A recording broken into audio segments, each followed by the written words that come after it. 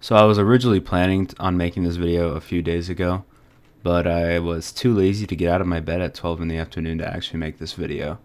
But now that my bed is broken, I 1, have nowhere to sleep, and 2, no longer have an excuse for not making this video. So without further ado, I bring you the Black Desert Online Beginner's Guide. 5 more hours, we're just getting started.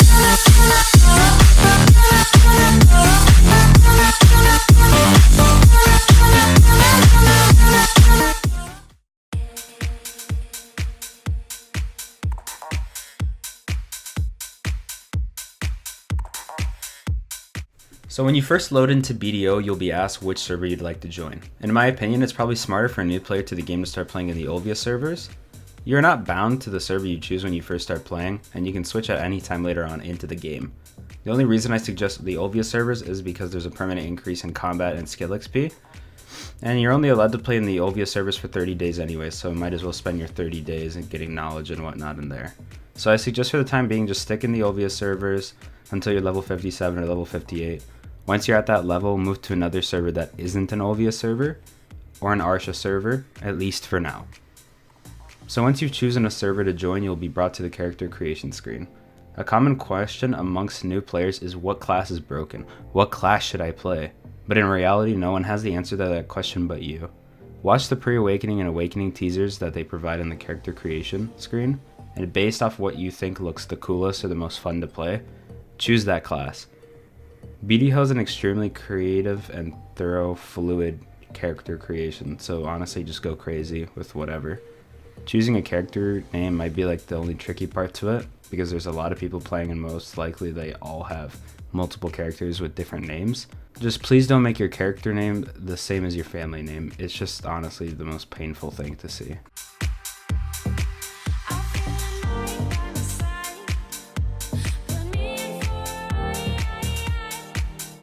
When you're done creating your character and being loaded into the game, you'll get kind of a video to watch, the story of the game, if you will, and then boom, you're sitting in the middle of Olvia with no recollection of how you even got there in the first place. Now your first order of business should be going around and talking to all the NPCs. This will widen your knowledge pool and additionally increase your energy cap. Energy is a very important part to Black Desert Online because a lot of things in BDO require you to have a lot of energy. You need energy to get certain pieces of knowledge, you need energy to participate in an amity game with an NPC, you need it for gathering, fishing, etc. Another thing newer players tend to forget about when they first start playing is their contribution points. One of my friends that got into the game recently had no idea what they were used for, and she had 60 unspent contribution points when she was just walking around. Now you may be asking, what are contribution points and what are they used for? Well, you're just being a nosy little shit today, aren't you? Contribution points are used for a lot of things, but mainly and most commonly investing into nodes. Nodes are these little areas on the map that you've explored. If they're dark gray, that means you haven't invested into it. If they're red, that means you've invested into it and you are potentially able to invest into the worker nodes that are there. And when I mean potentially, I mean there are some nodes that you have to invest into before investing into other nodes.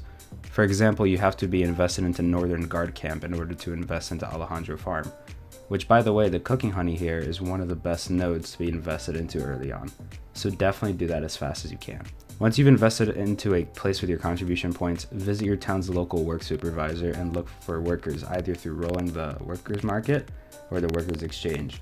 There will most likely always be good workers there, but they will cost a lot of coin that you may or may not have at the moment. In other words, for the time being, you'd be better off with a skilled goblin and or human worker. After obtaining your worker, you can go on the map to the worker node that you want him to work at and assign your newly obtained worker to work there and produce whatever it is that node has to offer.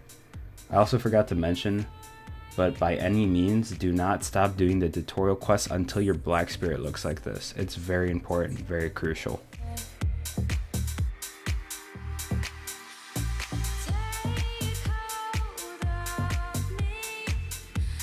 Another thing that a lot of people that first start playing forget about or don't care about is life skilling. Life skilling, in my personal opinion, is the best way of getting money.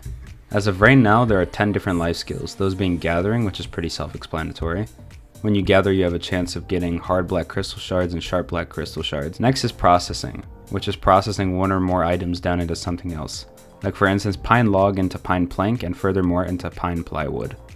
Then there's cooking, which again is pretty self-explanatory. It's also a great way of making contribution points. Same thing with alchemy. Alchemy is the 4th life skill in this list. Alchemy is basically making stuff like solvents, potions, elixirs. Then there's training, which is just training horses pretty much. Fishing, self-explanatory. Hunting, which sure, that's also pretty self-explanatory, but I think it'd be nice to mention that you can hunt other things than just deer and boars. But you can hunt whales and calcs. Calcs are basically what I would like to consider mini dragons. Trading is also pretty good money. You just trade certain special items to trade managers. Really, really good money once again. Farming also seems pretty self-explanatory.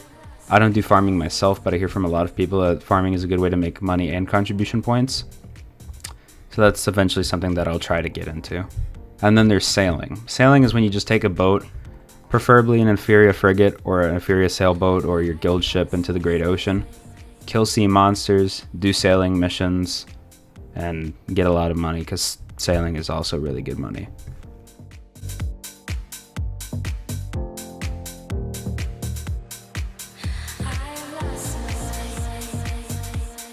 So enhancing your gear is a very important piece of information that I think every beginning player should have. When you kill mobs, they have a chance of dropping blackstones or already enhanced gear, which you can either wear, use, or extract the blackstones out from by going to a blacksmith. When you access your Black Spirit tab, you'll notice you have an enhancement tab, which if you click on it will show you 2 slots. One slot for the gear you want to enhance, and then the slot for the blackstone. Then it'll show you other things like your enhancement chance, cronstone usage, and other things. I'll get into cronstone usage in just a second. You can throw pretty much any piece of armor you want in there, but you can't enhance it unless you put in blackstones. Blackstones are gear sensitive, meaning you can't put armor blackstones to enhance weapons. Though I find that pretty obvious when it's literally called blackstone armor. When you enhance gear, you get a certain amount of free levels for enhancement. For weapons, you get the first 7 levels free, which means you don't use fail stacks at all, and for your armor, you get the first 5 levels free. Fail stacks is your enhancement chance. You get more fail stacks depending on how many times you fail an enhancement. The more you have, the higher chance you have of enhancing your gear to the next tier. Speaking of tiers, there's only 20 enhancement tiers in the game, 5 of them being a special and better type of enhancement. Your gear can go all the way from +0 or base, from all the way to +15. After your gear is +15, you have to get concentrated blackstones to enhance it to the next tier, which is a special tier called Pry. After successfully enhancing your gear to Pry, if you fail the next enhancement, it will not drop back down to +15. It'll just stay Pry. However, you can go above Pry to something called Pen, which is the current best enhancement level for any type of gear, whether that be armor, weapons, or accessories. After Pry, you have Duo. After Duo, you have Try. After Try, you have Tet. And finally, after Tet, you have Pen.